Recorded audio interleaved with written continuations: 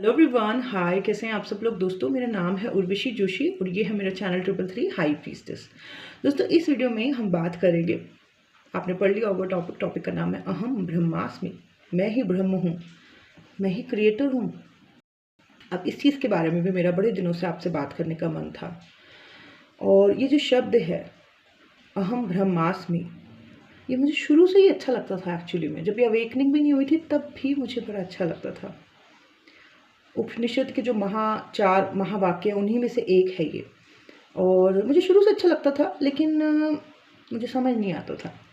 After awakening, self realisation का जो ये फेज़ शुरू हुआ, उसमें एक बार मैंने ये स्टेटस पे लगाया अपने व्हाट्सएप के, और मेरी फ्रेंड ने बोला कि ज़्यादा नहीं हो गया? मैंने बोला हाँ, ज़्यादा हो गया। क्योंकि तब भी मैंने फिर हटा दिया, क्योंकि तब भी मुझे समझ नहीं आया कि क्या है ये अहम ब्रह्मास्मि। कैसे हूँ मैं ही क्रिएटर और कैसे हूँ मैं ही ब्रह्मा? कैसे हूँ मैं ब्रह्म? कैसे मान लूँ कि जिस परमात्मा को मैं ढूंढने की कोशिश कर रही थी, वही परमात्मा का अंश, एसेंस सब मुझ में ही है? तो फिर मैं ये कैसे हो गया? ये तो आप लोगों को भी मालूम है और मुझे भी मालूम है कि ये जो जर्नी है, पूरी की पूरी यात्रा जो है, इसमें हमको ये समझ आने लगता है कि हम हर चीज़ जो बाहर ढूंढ रहे थे या बाहर पढ़ रहे थे या बाहर जी रहे थे या चाह रहे थे, वो सब कुछ हमारे अंदर है, सब कुछ। तो ये जर्नी को शायद इसीलिए सेल्फ रियलाइजेशन की जर्नी कहा गया है, और सेल्फ को पाने की जर्नी है ये। अपने आप, अपने अंदर ही एक पूरा ब्रह्मांड चल रहा है ना? और उस ब्रह्मांड को अब जाके हम समझ रहे हैं, जबकि हम जी तो न जाने कब से रहे थे, लेकिन इस ब्रह्मांड को जो हमारे अंदर चल रहा है, इसको अब हमने समझा। और जिसने समझा, डेफिनेटली समझ आया होगा कि अहम ब्रह्मास्मि, मैं ही हूँ, मैं ही क्रिएटर हूँ। अपने आप को समझने के बाद,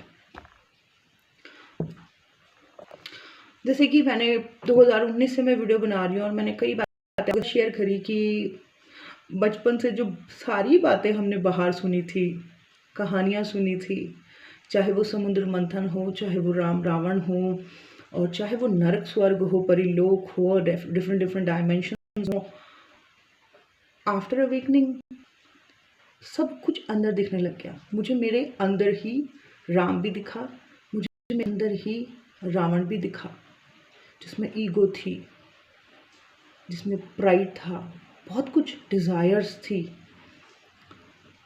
समुद्र मंथन की वो जो प्रक्रिया, मेरी मम्मी बचपन से मुझे कहानी सुनाती थी रात को कि समुद्र मंथन हुआ था, पहले विष निकला था, और फिर उसके बाद लक्ष्मी, अमृत, ज्ञान, हर चीज़ निकला। वो चीज़ मैंने लिटरली महसूस करी, और आप भी कई लोग महसूस करते होंगे।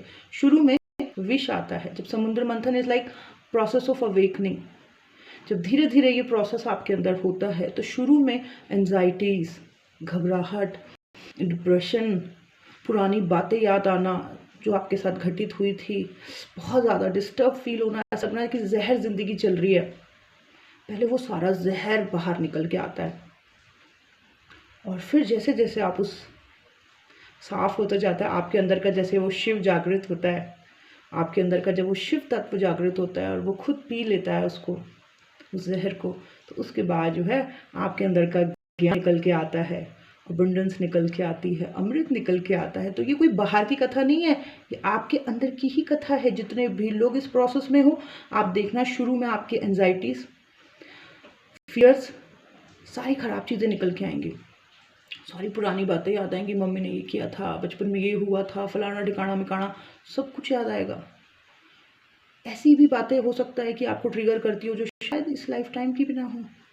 बहुत सारे दर्द निकल के आएंगे, लेकिन जैसे ही आप अपने अंदर के शिव को जागृत करोगे, आप देखोगे कि धीरे धीरे वो जहर जो है पी लिया शिव ने आपके, और फिर निकलेंगी बाहर सारी चीज़ें। तो ये कहानियाँ जो सुनी थी हमने बाहर, ये तो हमारे अंदर ही घटित हो रही है, हमारे अंदर ही शिव है, हमारे अंदर ही समुद्र मंथन हो रहा है, तो है ना हम क्रिएटर। फिर दूसरी कहानी जो बचपन से सुनते आ रहे थे हम, वो महाभारत वाली, कि जिसमें जो है अर्जुन बड़े कंफ्यूज हो रखे हैं, और जो है श्री कृष्ण हर बात उन्हें समझा रहे हैं रथ पे। तो वो रथ भी मुझे ये फील हुआ कि हमारा शरीर ही वो रथ है, अर्जुन जो है वो मेरा मन है, और श्री कृष्ण जो है वो मेरी आत्मा है। इस पूरे प्रोसेस में मेरे को ऐसा, जब आप लोग नहीं थे मेरी लाइफ में और ये प्रोसेस मेरे साथ होता तो हज़ारों क्वेश्चंस मेरे दिमाग में निकल के आते थे, और मानो मेरी आत्मा हर चीज़ का जवाब दे रही है, अंतरात्मा हर चीज़ का जवाब दे रही है। और तब मुझे रियलाइज़ होने लगा कि ये मेरा शरीर ही रथ है, अर्जुन मेरा मन है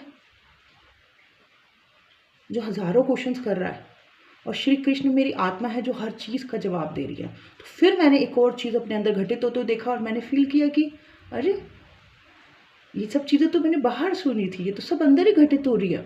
फिर नरक और स्वर्ग वाला जो सुना था कि नरक में जो है आग जैसी पीड़ा होती है, स्वर्ग में जो है पीस होता है, वो भी मैंने अपने अंदर ही महसूस किया। वो टाइम पीरियड जब बहुत ज़्यादा आसक्ति थी, अटैचमेंट थी, एंजाइटीज़ थी, उस वक्त मुझे वो नर्क जैसा लगता था। और फिर धीरे धीरे जब मैंने अपनी क्रिएटिविटी पे और अपनी बैलेंसिंग प्रैक्टिसेस पे और बहुत से गुरुओं के मार्गदर्शन के बाद और आप लोगों के प्यार के बाद, मोटिवेशंस के बाद, जैसे जैसे वो लेवल अप होता गया, मुझे एक पीस और बैलेंस फील होने लगा, और मुझे लगा यही तो स्वर्ग है। सो नर्क से स्वर्ग, डार्कनेस से लाइट, तो ये सारी चीज़ें मैंने अपने अंदर ही महसूस करी। तो मुझे खुद ही लगने लगा कि बाहर है क्या, ये तो मेरे अंदर ही एक ब्रह्मांड चल रहा है, मेरे अंदर ही शिव जी हैं, मेरे अंदर ही कृष्ण जी हैं, मेरे अंदर ही अर्जुन है, मेरा शरीर ही रथ है, मेरे अंदर ही नर्क स्वर्ग है।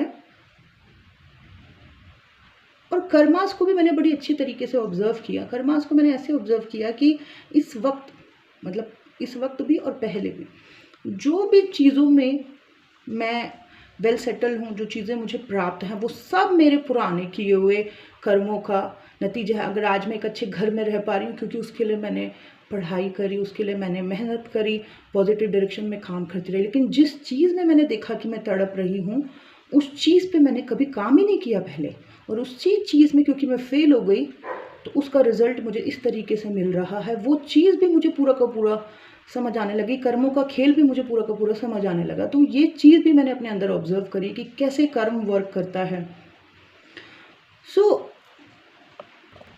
और एक और चीज़ जो मैंने बचपन से सुना के बड़े रूप होते हैं, शक्ति का ये रूप, शक्ति का वो रूप, शक्ति का वो रूप, उन रूपों को भी इस यात्रा में मैंने अनुभव किया। अपने अंदर ही मैंने उस डिवाइन फेमिनाइन की डिफरेंट डिफरेंट एनर्जीज को फील किया। कभी मेरा बिल्कुल दया में आ जाना, कभी मेरा बहुत ज़्यादा गुस्से में आ जाना, कभी मेरा बहुत ज़्यादा ममता में आ जाना, डिफरेंट डिफरेंट, कभी मेरा बहुत ज़्यादा लोगों को मदद करने की भावना आ जाना, कभी बिल्कुल सामने वाले का जो अगर कोई दुष्ट है तो उसका मुंह तोड़ देना। तो मैंने देखा कि शक्तियों को भी मैं अपने अंदर ही महसूस कर रही हूँ। तो मैंने ये ओवरऑल महसूस किया कि शक्तियाँ भी मेरे अंदर ही हैं। जिन शक्तियों को मैं बाहर पूछती हूँ, उनका वो अंश मैंने खुद अपने अंदर महसूस करना शुरू कर दिया। ये जो मेरे डिफरेंट डिफरेंट अवतार हैं, ये तो शक्ति के ही तो हैं ये सारे, तो उनका अंश मेरे अंदर ही है। शिव का अंश मेरे अंदर की जो चेतना है, जो कामनेस है, जो पेशेंस है, वो सब शिव है। मेरे अंदर का जो अर्जुन है, जो इतने सवाल कर रहा है, वो मेरा मन है। मेरे अंदर की जो आत्मा है वो कृष्ण जी है।